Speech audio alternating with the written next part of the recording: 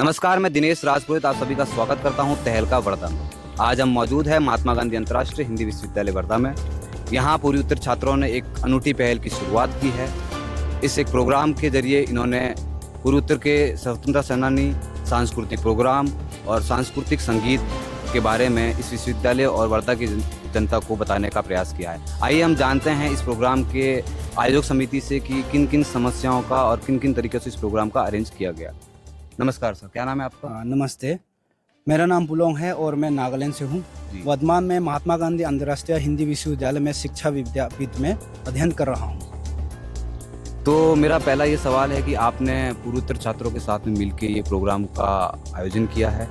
इस प्रोग्राम की आपको विचार और इस प्रोग्राम की पहल आपको कहाँ से मिली? ये प्रोग्राम जो आयोजन करने का हम लोगों का जो उद्देश्य था कि यहाँ महात्मा गांधी अंतर्राष्ट्रीय हिंदी विश्वविद्यालय, जहाँ पर पूर्वी उत्तर छात्र बहुत कम लोग हैं और ये एक सेंट्रल यूनिवर्सिटी होने के बावजूद भी यहाँ पर पूर्वी उत्तर के छात्र कम होने के कारण हम इस कार्यक्रम के जरिए सोशल मीडिया में और लोगों को अपने क्षेत्र में भी इस कार्यक्रम के जरिए दिखाने का प्रयास किया है।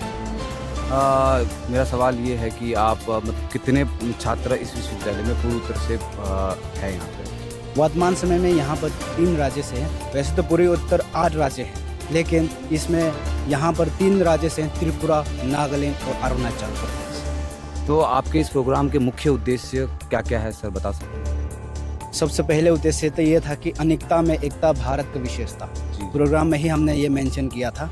और दूसरा ये था कि पूर्वी उत्तर संस्कृति का अस्मिता, यानी वहाँ का संस्कृति का हम साझा करने चाहते थे। नृत्य हो गए, लोकगीत हो गए और कुछ जो वहाँ के पहनावे, पोशाक जो होता है वो प्रदर्शन करने का उद्देश्य था। और आपके प्रोग्राम की एक थीम रही है कि आप स्वतंत्रता सेनानियों के बारे में, पूर्वी उत्तर के क्षेत्रों में सेनानियों के बारे में आप इस प्रोग्राम के माध्यम से यहाँ की जनता को अवगत करवाना चाहते थे। तो आप किस तरीके से स्वतंत्रता सेनानियों को अवगत करवाने की कोशिश की, बताइए जरा। यदि हम कोई भी विद्यार्थी स्वतंत्रता सेनानी का ही अध्ययन करे, ऐसे बहुत कम लोग मन करते हैं, लेकिन हम ये कार्यक्रम में लोक नृत्य ऐसे मनोरंजन के माध्यम से लोगों को हम एकत्रित करने का प्रयास किए हैं। और जिस ये ज़्यादा संख्या में हम वहाँ के जो पूर्वी उत्तर के स्वतंत्रता सेनानी थे उनसे परिचय करवाने का प्रयास किए हैं हमने। जैसा कि आप देख रहे हैं, इन्होंने एक बहुत ही शानदार प्रोग्राम का आयोजन किया जो बहुत ही सफलतापूर्ण हो गया। तो आपको किन किन समस्याओं का सामना और किन किन लोगों की मदद इस प्रोग्राम में मिली? समस्या तो कई सारे थे, लेकिन मैं मुख्य समस्या आप सभी के समक्ष प्रस्तुत करना चाहूँगा कि जैसे यहाँ पर हम सभी विद्यार्थी हैं, तो कोई भी कार्यक्रम आयोजन करने के लिए आर्थिक आवश्यकता होती है। हमने अपने ही मेंबर में, जितने हम पूर्वी उत्तर हैं, अपने तरफ से जितना हो पाए हमने पैसा कभी एकत्रित किए हैं इस कार्यक्रम का आयोजन करने के लिए। तो आर्थिक रूप से भी हम लोग को कई समस्या आए हैं। हमने कई प्रोफेसर से भी निवेदन किए और कुछ प्रोफेसर ने कुछ आर्थिक सहायता भी दी है। इसके लिए हम बहुत धन्यवाद भी देते हैं। और कार्यक्रम आयोजन करने के इस विश्वविद्यालय में बहुत सारा समस्याएं थे। मुझे इस कार्यक्रम को आयोजन के परमिशन के लिए मुझे कई सारे एप्लीकेशन लिखना पड़ा। मुझे कई सारे ऑफिस में आना जाना दौड़ना पड़ा।